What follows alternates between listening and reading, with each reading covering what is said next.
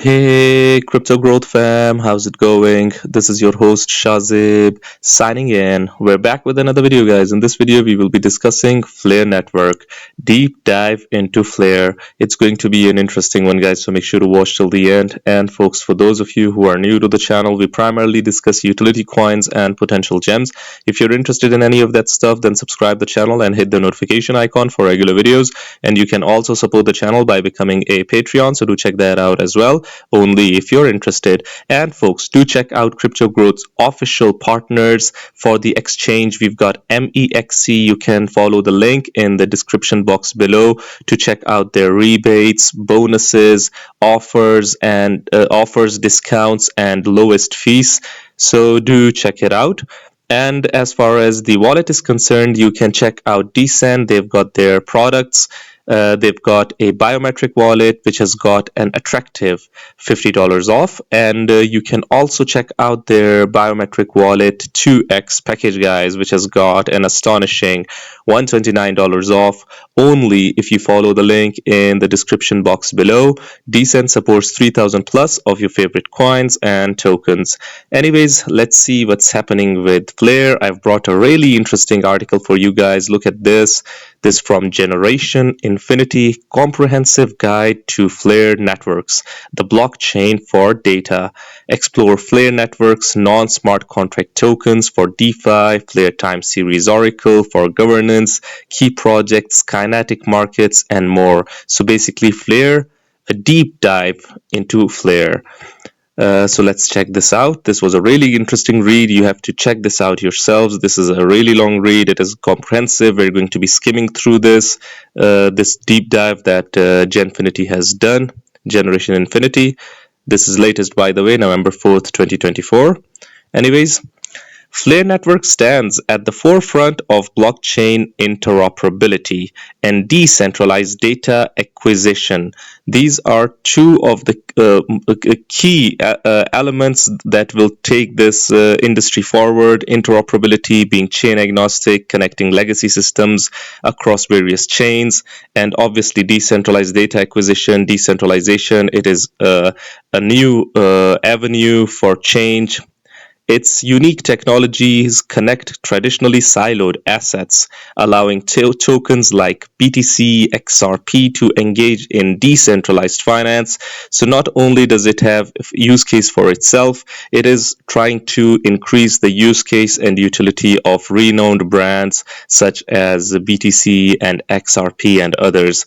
With Flare's mission of enabling cross-chain compatibility, it has become a pioneer in data-driven blockchain solutions. Here's a comprehensive look at Flare's core features, ecosystem, and potential impact on the industry. So let's check this out. This is Dan Rocky. What does it take to be a major success in the crypto space? Flare Network has all it takes to become amongst the biggest players. Here's the recipe.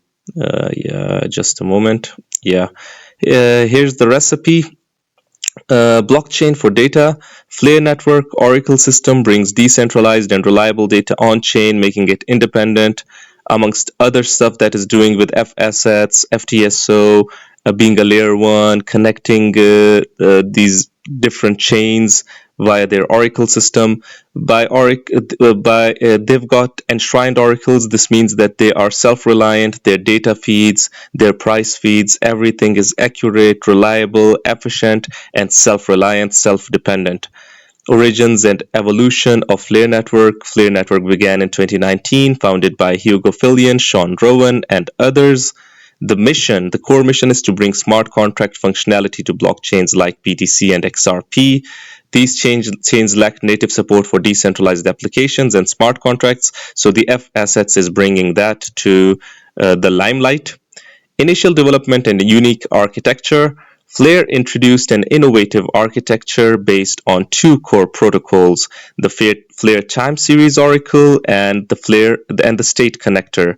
What did these technologies do, guys? These technologies were designed to make Flare a blockchain for data. FTSO acts as a decentralized oracle. You know what Oracle is, connecting, pulling real-time data, and on chain basically from independent providers, while the state connector enables Flare to validate and use data from other blockchains securely without compromising security and other aspects of it.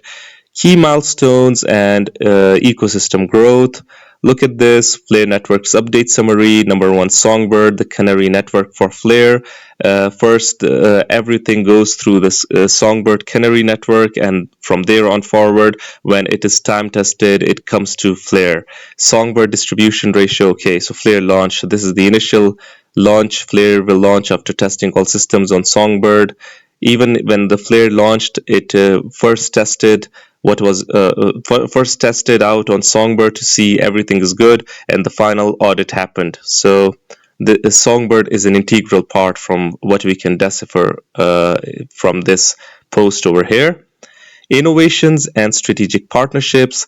As the network evolved, Flare has increasingly focused on partnerships to strengthen its ecosystem. Now, guys, what legitimizes a project for me is legit partnerships. If a project has good partnership with institutional giants, I mean, it can also fail even after that. It can also go down. Anything can happen, but it at least gives us that hope that the project might survive in the long haul. So look at this.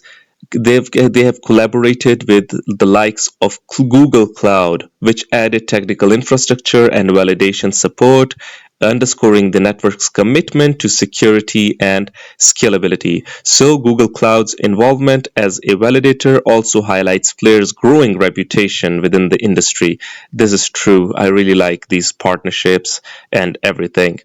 Core innovations and technical features. They've got the Flare time series oracle. The FTSO serves, which we talked about, it serves as the decentralized oracle, delivering real-time off-chain data directly to the blockchain.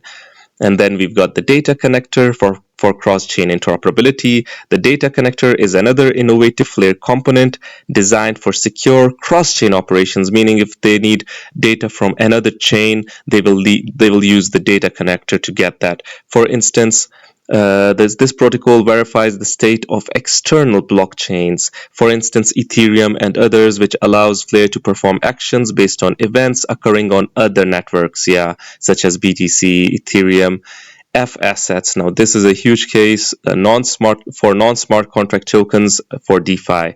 F asset is Flare's system for bringing non-smart contract assets such as BTC and XRP into the Flare ecosystem and allow them to basically benefit from the DeFi infrastructure and the DeFi applications. This is one of the biggest trump cards for Flare, to be honest. EVM compatibility and data-centric design. By the way, they haven't, I think, mentioned. They mentioned it at the start. I forgot to mention it.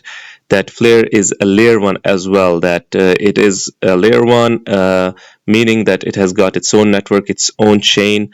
Flare's Ethereum virtual machine compatibility lets Ethereum developers easily transition application to Flare. So it is EVM compatible as well, aside from being a layer 1. Layer 0 integration. Flare's integration with Layer 0 offers seamless cross-chain messaging and liquidity, connecting Flare to over 70 chains and 50,000 dApps. I mean, this is great. Engaging in Flare governance, wrapping, delegating, and the role of the FTSO. Aside from the use case with F assets, Flare has got an entire governance structure, guys, the delegation structure, staking structure, and an entire and plethora of passive income opportunities, reward systems. Look at this. In the Flare network, participation in governance and data provision revolves around 3 core actions: wrapping Flare tokens, delegating to data providers, and engaging in the Flare time series oracle. These processes encourage decentralization first and foremost to enhance data accuracy and reward users for actively participating in the ecosystem, guys. So they've got this entire infrastructure over here. We talked about Songbird as well. It is a testing ground and governance foundation for Flare. The Songbird basically works as Flare's canary network, blending the characteristics of a testnet with a live operational blockchain to basically use which apps or any new products are capable of high level intensity. Look at this. Songbird has a defined token supply, real users, and a high level testing capability. FLR has got this entire ecosystem that it has made, real world testing and development, empowering developers and users. Okay, so the FLR ecosystem and the key projects. FLR's ecosystem has key projects as well that leverage its technology, the network of FLR. Out of them, they've got SparkDex. It is a decentralized exchange, DeFi, which offers perpetuals and automated market making. Like if you know about Uniswap, it is closer to that. Which FLR claims that in the future it's going to be regulated as well. So a lot of stuff happening for FLR in the DeFi sector. SparkDex brings compliant futures trading to FLR. So this is what I was talking about, being regulated, a breakthrough in secure DeFi offerings. So this is what differentiates it from the other DeFi avenues, other decentralized exchanges, that it plans to be compliant, legally compliant. Subsquid, this data indexing solution provides custom SDKs for developers on FLR, enabling high performance data queries and indexing crucial for DeFi and NFT applications. Bifrost Wallet, they've got their wallet, a multi-chain wallet supporting FLR, Ethereum, XRP, and others. Any good project need to have a higher level wallet as well for multiple purposes. So this is the go-to wallet for FLR.